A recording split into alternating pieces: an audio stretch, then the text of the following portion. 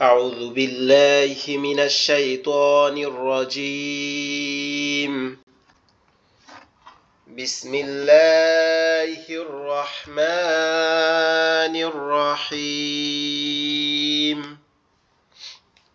ربي زدني علما ربي زدني علما ربي يسر ولا تؤسر وتمم علينا بالخير رب اشرح لي صدري ويسر لي أمري واحلل عقدة باللسان يفقه قولي আলহামদুলিল্লাহ আল্লাহ পাক রব্বুল আলামিনের লাখো কোটি শুকরিয়া যিনি আমাদেরকে পবিত্র কোরআন শেখার জন্য প্রতিনিয়ত আমাদের ক্লাসগুলোতে উপস্থিত হওয়ার তৌফিক দিচ্ছেন।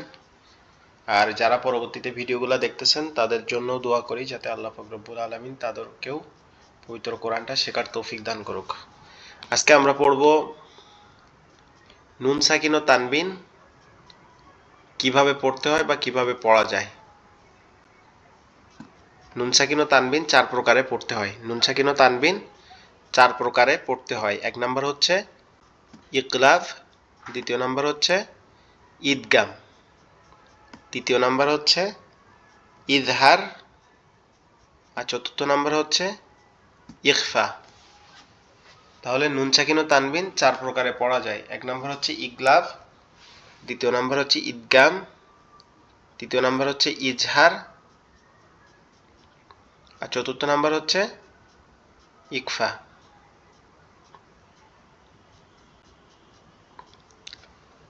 এই ইগলাবের একটা হরফ, ইগলাবের একটাই হরফ শুধু, সেটা হচ্ছে কি বা, সেটা হচ্ছে বা।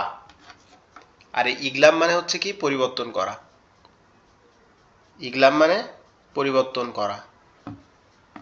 এই বাটাকে অন্য হরফ দ্বারা পরিবর্তন করে পড়াকে ইগলাব বলে। এই বাটাকে অন্য হরফ দ্বারা পরিবর্তন করে পড়াকে কি বলে? ইগলাব বলে।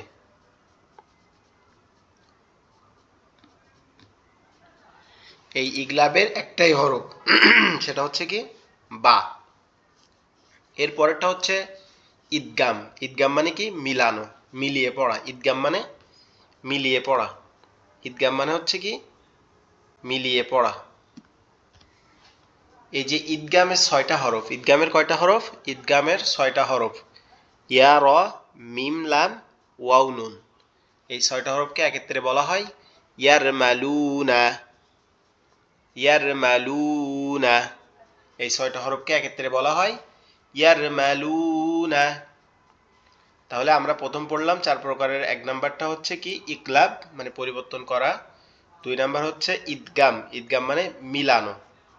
ঈদগামের 6টি হরফ ইয়া, র, মিম, লাম, ওয়াও, নুন। ইয়া, র, মিম, লাম, ওয়াও, নুন। ইয়া, র, মিম, লাম, ওয়াও, নুন। এই ঈদগামকে আবার 2 ভাগে ভাগ করা হয়। ঈদগামকে 2 ভাগে ভাগ করা হয়। ঈদগামকে 2 ভাগে ভাগ করা হয়। একটা হচ্ছে ঈদগামে বা গুন্না, আর একটা হচ্ছে ঈদগামে বেলা গুন্না।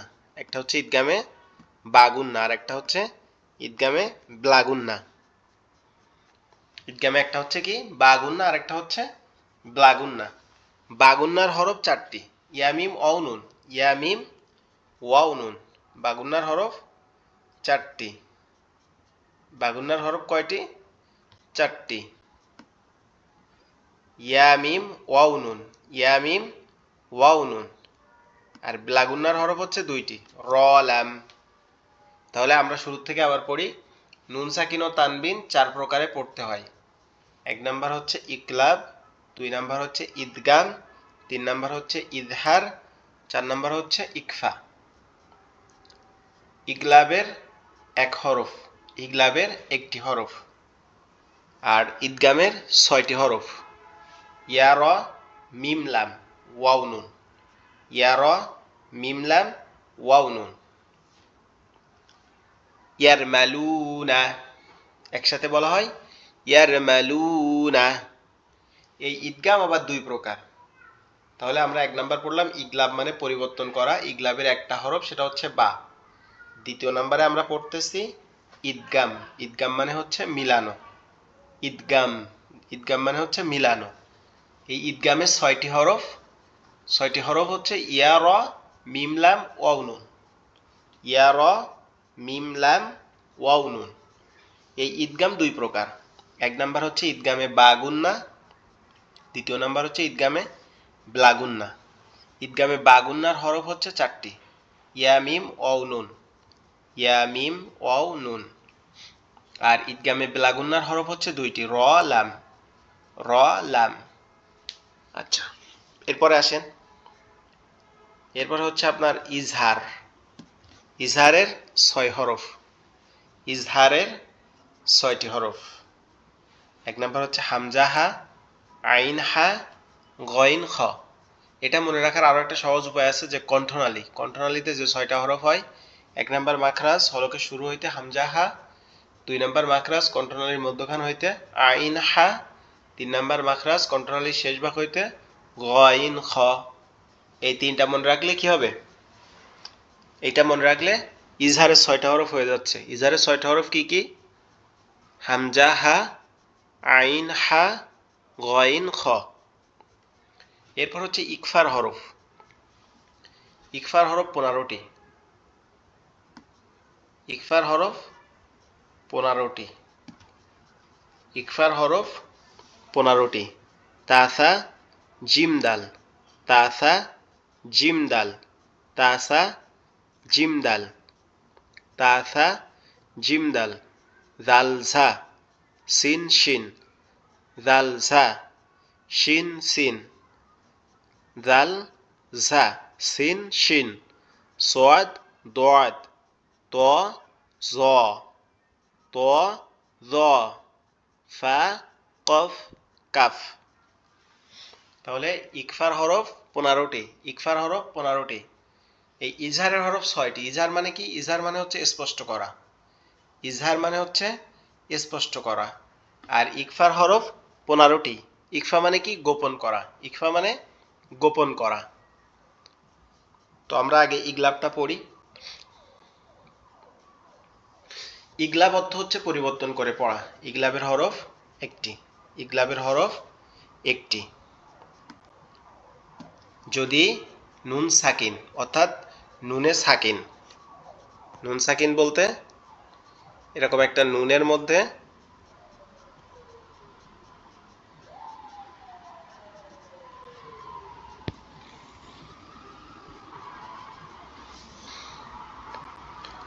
নুনে সাকিন বলতে কি? এরকম একটা নুনের মধ্যে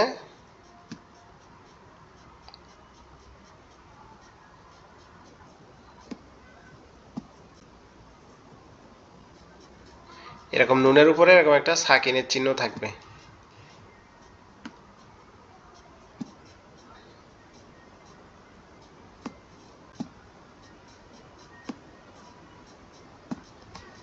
নুনের মধ্যে এরকম সাকিনের চিহ্ন থাকবে, অথবা তানবিনের বামে ইগলাবের হরফ থাকবে, অথবা তানবিন।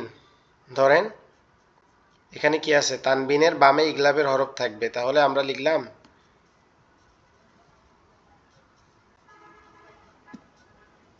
এখানে, এটা কি লিখলাম? আমরা লিখলাম যে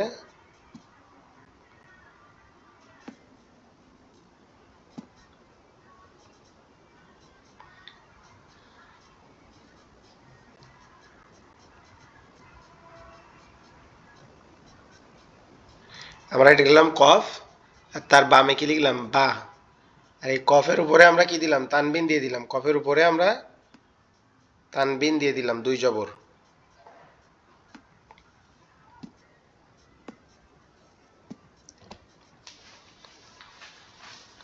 তাহলে এই তানবিনের বামে যদি এরকম বা থাকে, অথবা যদি নুনে সাকিন থাকে, তখন এই তানবিন, তখন এই তানবিন এবং তানবিন যে হরফটার উপরে আছে, এই তানবিন এবং এই নুন সাকিনকে মিম দ্বারা পরিবর্তন করে গুন্না সহকারে পড়াকে ইগলাব বলে। মিম দ্বারা পরিবর্তন করে গুন্না সহকারে পড়াকে ইগলাব বলে। মিম দ্বারা পরিবর্তন করে গুন্না সহকারে পড়াকে ইগলাব বলে। এখানে কি বলছি তাহলে? নুনে সাকিন, অথবা তানবিনের বামে যদি ইগলাব এর এই হরফটা থাকে, ধরেন এই নুনের পরে বা আছে, নুনের উপরে সাকিন আছে, অথবা তারপরে কি আছে, নুনের উপরে সাকিন আছে, অথবা তানবিনের বামে একটা বা আছে ইগলাবের হরফ, এরকম যদি থাকে, তাহলে সেই নুন সাকিন এবং তানবিনকে মিম দ্বারা পরিবর্তন করে গুন্না করে পড়াকে ইগলাব বলে। মিম দ্বারা পরিবর্তন করতে হবে, নুনটাকে মিমে পরিবর্তন করতে হবে, অথবা যদি বা থাকে তানবিনের বামে যদি বা থাকে, বাটাকে মিম দ্বারা পরিবর্তন করতে হবে। যেমন মিম বাদি, এখানে আছে কি মূলত মিম নুন জের মিন, বা আইন জবর বা, দাল জের দি, মিন বাদি। কিন্তু এখানে যেহেতু নুন সাকিন আছে আর তারপরে কি আছে, বা আছে, ইগলাবের হরফ বা আছে বামে। নুন সাকিন অথবা তানবিনের বামে যদি বা থাকে ইগলাবের হরফ, নুন সাকিন অথবা তানবিনের বামে যদি ইগলাবের হরফ বা থাকে, এখানে দেখেন নুন সাকিন আছে আর তার বামে কি আছে, বা আছে। এখানে নুন সাকিন আছে, তার বামে বা আছে। এই জন্য এই নুনকে মিম দ্বারা পরিবর্তন করে পড়তে হবে। যেমন মিম বাদি, মিম বাদি। এর পরেরটা আমরা দেখি, খবিরন বাসিরন। এখানে খবিরন, এই যে রর উপরে দুই জবর আছে, তাইলে এটা কি, এটা হচ্ছে তানবিন। রর উপরে দুই জবর আছে মানে এটা তানবিন। আর তার বামে কি আছে, তার বাম সাইডে আছে ইকলাবের হরফ বা। তাহলে এখানে কি হবে, খবিরম বাসিরন। এখানে মিম পড়তে হবে, খ জবর খ, বাজের বি, বাইয়াজের বি, মিম দুই জবর, খবি, বাইয়াজের বি, রম, রমিম জবর, খবি,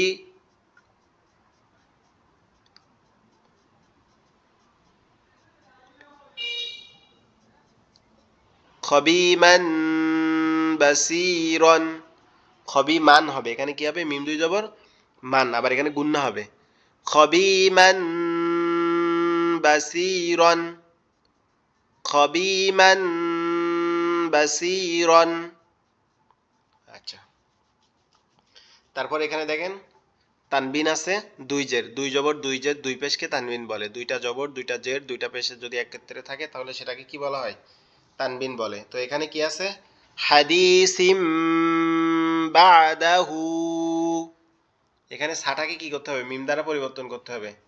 এখানে সাটাকে মিম দ্বারা পরিবর্তন করতে হবে, কি করতে হবে, হাদিসিম বাদাহু।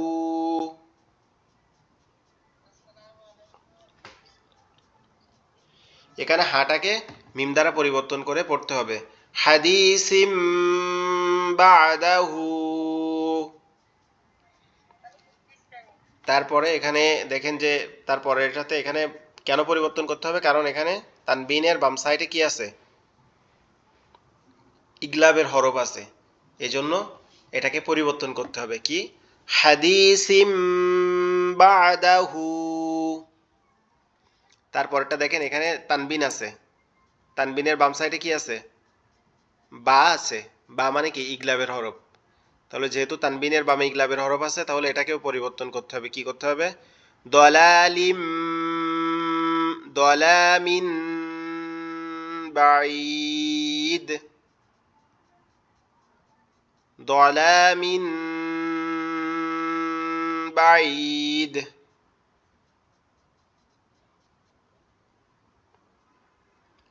দলামিন, দলামিন বাঈদ। তারপর এখানে দেখেন এখানে কি আছে, নুন সাকিন আছে, তাহলে লায়ুম বাদান্না, লাম জবর লা, ইয়া নুন পেশ হয়, লায়ুন বাদান্না হয়। কিন্তু এখানে নুনকে মিম দ্বারা পরিবর্তন করতে হবে, তাহলে ইয়া মিম পেশ ইউম, লায়ুম বাদান্না, লায়ুম বাদান্না। এর পরেরটা হচ্ছে এখানেও নুন সাকিন আছে, তাহলে কি করতে হবে, এই নুন সাকিনকে মিম দ্বারা পরিবর্তন করতে হবে, তাহলে কি হবে, ইদিন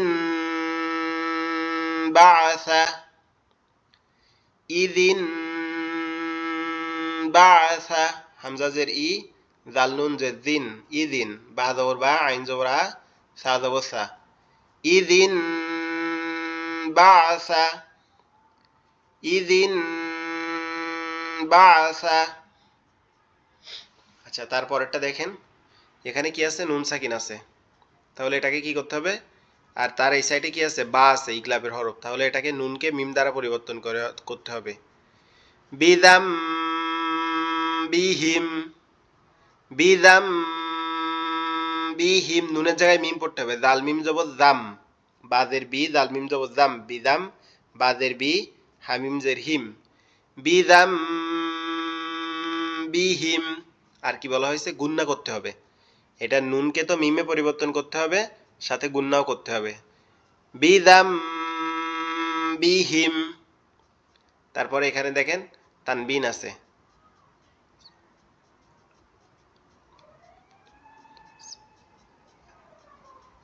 তাহলে এটা কি হবে? সামিমান বাসীরান, সামিমান বাসীরান। নিচের লাইনটা আপনারা নিজেরা পড়ে নেবেন, আজকে কিন্তু আপনাদের এই পড়াটা জিজ্ঞেস করা হবে ইনশাআল্লাহ। এরপর হচ্ছে ঈদগামে বাগুন্না, এরপরটা হচ্ছে কি? ঈদগামে বাগুন্না। ঈদগাম দুই প্রকার বলছিলাম না? ঈদগামে বাগুন্না, ঈদগামে বিলাগুন্না। তো আমরা এখানে সরাসরি প্রকার ভাগ করে ফেলছি। ঈদগামে বাগুন্না মানে কি? ঈদগামে বাগুন্না অর্থ হচ্ছে গুন্নার সহিত মিলিয়ে পড়া, গুন্নার সহিত মিলিয়ে পড়া। ঈদগামে বাগুন্নার হরফ হচ্ছে 4টি, ইয়া মিম ওয়াও নুন, ইয়া মিম ওয়াও নুন। নুন সাকিন অথবা তানবিনের বামে যদি এই 4টি হরফের যে কোনো একটি হরফ থাকে আর তার উপরে যদি তাসদিদ থাকে,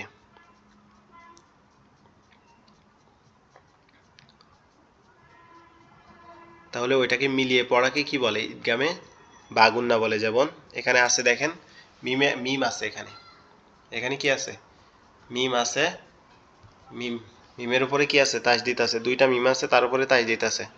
তো এটাকে মিলিয়ে পড়তে হবে। যেমন হাবলুম মিম মাসাদ, হাবলুম মিম মাসাদ, হাবলুম মিম মাসাদ, হাবলুম মিন মাসাদ। তারপরটা দেখেন, লাহাবি ওয়াতাব, লাহাবি ওয়াতাব।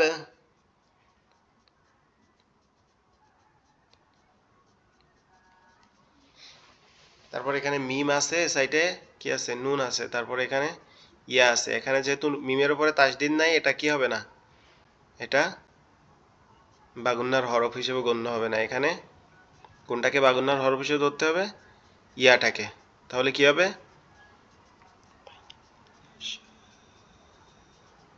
মাইয়াশাউ।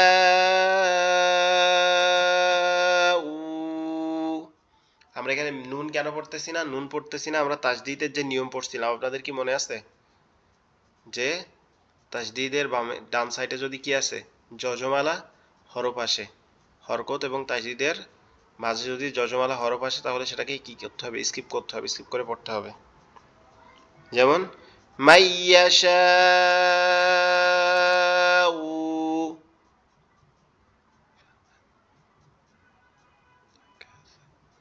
এখানে কি হবে? ফামান নাকাসা, ফামান নাকাসা। এখানেও নুনটা স্কিপ করতে হবে, শুধু নুন না, যেটা তাসদীদ এবং জবরের মাঝে যদি সাকিনালা কোনো হরফ আসে সেটাকে স্কিপ করতে হবে, ঠিক আছে? তো এই পর্যন্ত আপনারা নিচের 2 লাইন আপনারা সবাই পড়বেন, বানান করে করে সুন্দর করে পড়ে পড়া দিবেন অবশ্যই। আমাদের দ্রুত আগে যাইতে হবে কিন্তু ইনশাআল্লাহ। আসসালামু আলাইকুম ওয়া রাহমাতুল্লাহ।